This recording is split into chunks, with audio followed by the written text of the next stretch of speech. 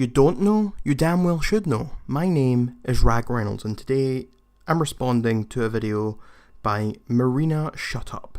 It's a video about rape culture and the history of rape culture. So let's just jump right into it. I get a lot of comments from people saying that rape culture doesn't exist in the Western world because we have laws against rape and we punish rapists here. Which is true that we have laws against rape, but that doesn't mean that those laws are necessarily effective because the vast majority of rapists never see jail time. How do you know for sure that the vast majority of rapists never see jail time? If they don't see jail time, it is because they are not found guilty. That is why they're not in jail. So you can't say they're a rapist if they were not found guilty.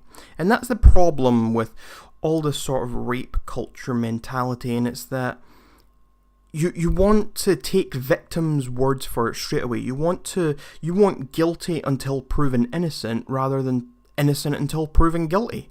There is nothing we can do in the legal system to make rape culture go away. There is no rape culture. We have laws against rape. Rape is illegal. Illegal. And if someone is found guilty of being a rapist, they go to prison for a long time. It's not something that people accept. That rape culture doesn't necessarily mean that we as a society condone the act of rape or think that it's good. What rape culture does mean is that we normalize rape and we make excuses for it.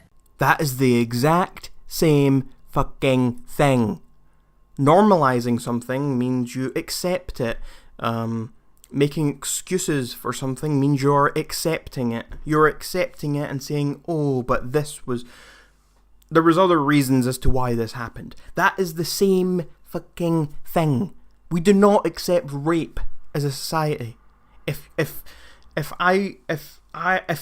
someone in my street was to rape someone, they would be hated. Everyone would hate them. No one would want to go near them. They would be driven away. They would go to prison if found guilty. It's not... Oh my god.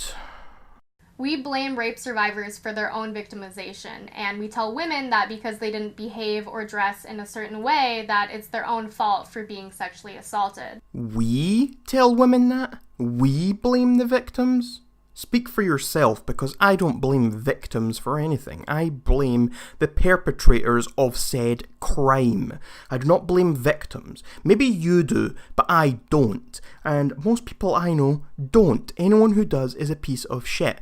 And it's not like a movie where everyone says, oh, you were just asking for it. We're not all stereotypical fucking hillbillies or something. No. Most people understand that rape is horrible and people are not asking for it. I'm going to share with you guys some old school examples of victim blaming, or in some of these cases, Old Testament.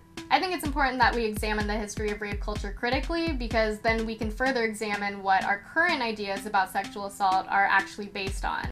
Is she really going to go to the Old Testament of the Bible? Is she really going to use thousands of years old anecdotes as evidence for rape? Okay, I need to see this.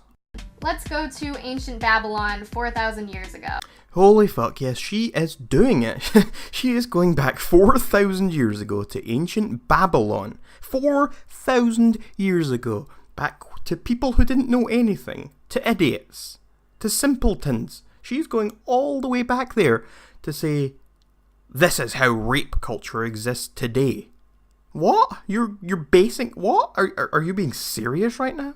So what does one of the first sets of written laws have to say about rape? Well, if you were a virgin who was raped, then it was considered property theft against your father, and the rapist was to be captured and killed. But if you were a married woman, regardless of your lack of consent, you were considered an adulteress and had to share the punishment with your attacker, which at that time period meant being bound and thrown into the river.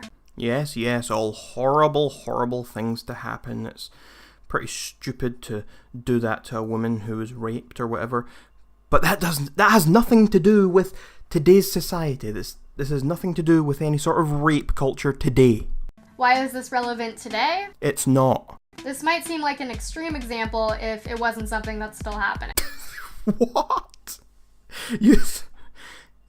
What? You're serious? You're not trolling me here? I really wish you were trolling me right now, because, oh my god, you're fucking crazy.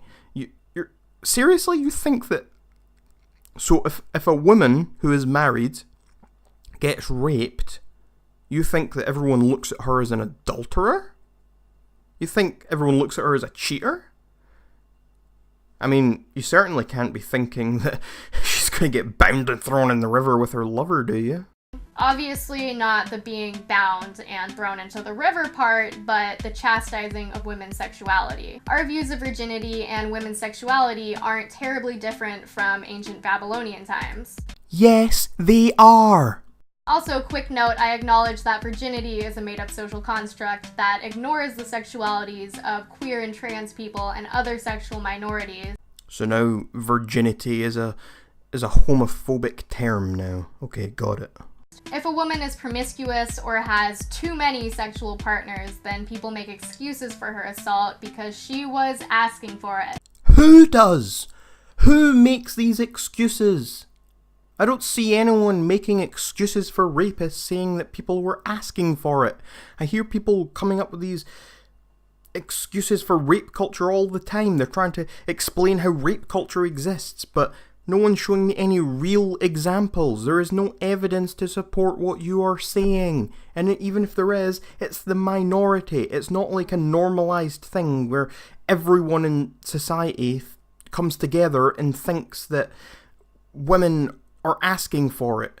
And you're not some sort of hero riding in and enlightened that you're the only one who knows that women are not asking for it.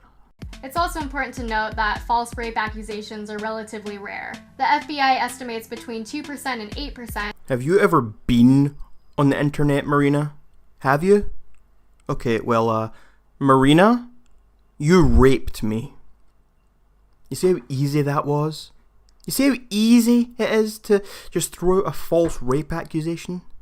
Now go scroll through Twitter and see how many others of those you can find. Anyway, I think that these historic examples are extremely telling about where our current attitudes about sexual assault come from. Well, you're wrong. And also pretty frightening when we consider how little we've progressed in the last 4,000 years. Oh my god, I've had enough of this. I've had enough of this. Thanks for watching, everyone. Goodbye.